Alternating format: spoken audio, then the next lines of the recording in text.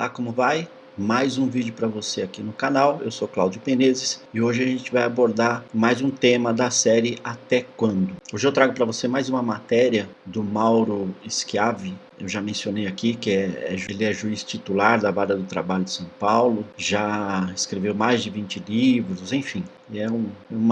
Eu diria que é uma pessoa a seguir com certeza no Instagram. Eu sempre tiro algumas matérias, algumas informações relacionadas ao que eles publicam, né, o que ele publica especificamente, e realmente é bem interessante segui-lo lá no Instagram. O que eu quero trazer aqui para vocês hoje, e é sempre importante lembrar, veja, preste atenção, aqui a gente não quer fazer juízo de valores, aqui não se aborda as decisões do judiciário, não é nada disso. A proposta aqui é trazer uma situação que foi levada para o judiciário e a partir daí entender o que leva uma empresa a fazer isso ou que gera uma situação como essa e como a gente pode se prevenir ou evitar, né, parar com esse tipo de coisa dentro das empresas, né? Ou seja, até quando isso vai acontecer? Pois bem, eu vou compartilhar com vocês agora uma tela que é importante para vocês saberem do enunciado. Então o que diz aí? Atendente de telemarketing receberá indenização por dano moral relacionado a gênero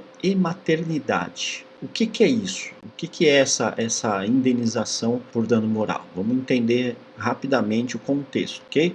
Bom, muito bem. Eu quero destacar uma parte do trecho aqui, um pedaço aqui do artigo, né, que ele coloca sobre a condição feita no julgamento, né, no processo, só para a gente situar um pouco melhor. Então, vamos lá. Na parte do texto que está mais em cinza, você vai ver, a própria testemunha apresentada pela empregadora demonstrou que a fiscalização das pausas pelos supervisores extrapolava o poder diretivo do empregador. Nesse sentido, a testemunha declarou que a pausa pessoal pode ser utilizada como o atendente quiser, desde que seja para as necessidades fisiológicas. Bom, necessidade fisiológica você pode imaginar uma série de coisas, mas o que eu falo assim, fisiológico, né? Eu tenho fome, eu tenho sede, enfim, vou ao banheiro. Só que ela acrescenta aqui no final, que não está em cinza, está assim, ó. A testemunha mencionou que a reclamante colocava pausa para buscar sua filha no portão. Veja, de novo, não vamos fazer aqui juízo de valor, não vamos aqui discutir essas questões do processo em si, mas eu quero destacar mais um pedacinho do que foi colocado aqui nesse artigo, tá? Vamos lá. Então o que eu quero compartilhar com vocês é aqui, ó, de novo lá em cinza. A conduta implicou tratamento diferenciado em relação à autora em virtude de seu sexo e maternidade, constituindo evidente obstáculo à manutenção da mulher mãe no mercado de trabalho. O que é importante observar e um pouquinho acima deste contexto, a gente pode também mencionar uma outra parte aqui que fala: os controles de ponto não continham uma sinalização, né, das pausas da autora e nem foram apresentados outros documentos que evidenciassem a utilização desproporcional das pausas pessoais. O que eu quero comentar sobre esse aspecto? A gente precisa tomar muito cuidado na gestão, de novo, na gestão de profissionais, na gestão de pessoas, para que não ocorram situações como essa. Em que sentido? Você pode sim fazer algum controle, aliás deve, né? O controle que eu falo, ele tem que ser de uma forma coerente, usado de bom senso e levar em consideração algumas particularidades. Por exemplo, este caso em que nós estamos falando de uma mulher, de uma mãe, que teria necessidade de estar perto do filho ou da filha, enfim. O que acaba acontecendo quando você não faz um controle adequado? Pelo contrário, né, se começa a se colocar barreiras que dificultam a condição daquela pessoa, o que você está fazendo é cercear a liberdade em certa medida dela. A gente sabe que todo profissional precisa atender às exigências de um contrato, que ela precisa cumprir sua jornada. Nós temos consciência disso, todo mundo tem consciência disso. O problema aqui está sempre na dose. E um detalhe importante, a gente sabe que no mercado de trabalho existe sim uma discriminação com relação à mulher, em relação à maternidade. Existem empresas que infelizmente nem contratam mulheres, fazem aquela pergunta, o que você imagina, com quem seu filho vai ficar, sua filha vai ficar, se tem um filho menor, a pessoa está numa idade em que ela pode querer ter filhos, a empresa começa a questionar, isso vai ficar para um outro vídeo, mas a gente sabe que isso acaba acontecendo. Então, o que é interessante? Eu vou voltar a um ponto que eu já falei em outros vídeos, que é assim,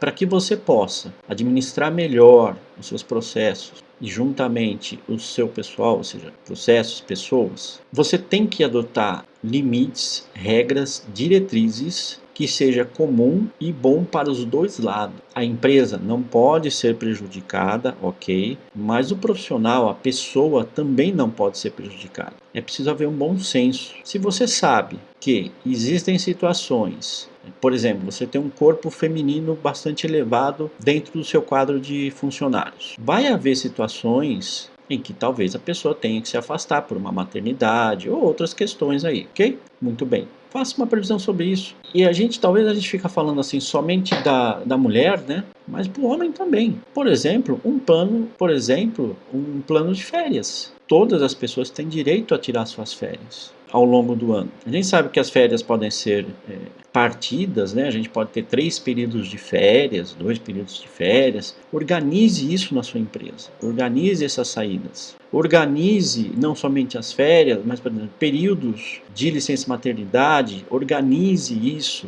em situações.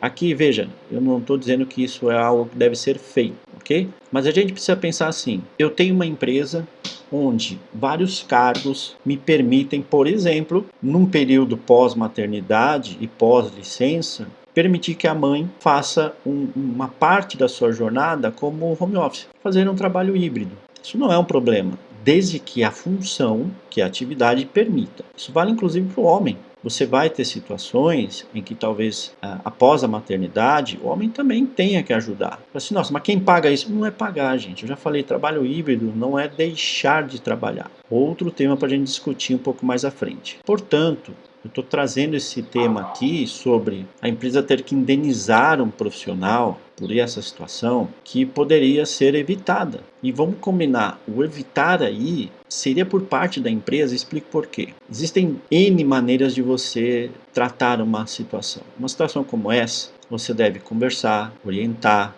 explicar, ter regras para isso. Quando a pessoa sabe do que é o que deixa de ser, fica mais fácil administrar, ou seja, porque você tem uma regra de conduta. E tratar a exceção como exceção. Por que eu falo isso? Existem empresas que você trata a exceção como regra, e tem empresa que zera as exceções, anda com o manual debaixo do braço, doa a quem doer. Isso também é um problema, porque nós seres humanos, nós profissionais, temos diferenças. Já que a gente fala tanto de bem-estar, né, tanto de estar bem com as pessoas da nossa empresa, é preciso ter esse olhar. E esse olhar não compete apenas à área de recursos humanos, compete a todos os profissionais. Por quê? A área de recursos humanos, em grande maioria, eu diria, não tem esse poder de chegar e falar assim, olha, não, você não pode fazer isso, ponto final, e a pessoa vai ter essa condição, ponto final. Não tem, isso é negociado. Se você for falar num universo de pequenas empresas, médias empresas, é para cima que a coisa se resolve. Então é preciso ter essa consciência. Normalmente uma empresa de telemarketing, que é o caso aqui, são empresas grandes, empresas com número de funcionários bastante elevado, com uma rotatividade muito grande, e que esse é um dos problemas, uma das situações. Então, você administrar um corpo de pessoas elevado em situações onde o elemento humano, o profissional, é a base para que as coisas aconteçam, é preciso ter cuidado. Então, me preocupa essa posição da gestão que enxerga, e penso eu que é porque a diretriz vem de cima, sempre lembrando, não importa de onde vem de alguém, ok? Sempre vem de alguém determina isso. É importante tomar cuidado com isso, porque as pessoas acabam trabalhando nas empresas apenas por necessidade. Empresas nesse naipe, né, nessa condição, que não está muito aí para o aspecto humano, eles só vão trabalhar por necessidade. Na primeira oportunidade, eles saem de lá. Eu não sei se isso é vantagem, essa vantagem econômica que tanto deve ficar em voga no caso. Mas enfim, é isso que eu queria comentar. Volto a dizer, vou repetir aqui para finalizar. Implante regras e procedimentos, trabalhe o seu processo de liderança, trabalhe todas as condições que você tiver para minimizar esse tipo de situação, tá bom? Vejo você em breve no próximo vídeo. Até mais, tchau, tchau.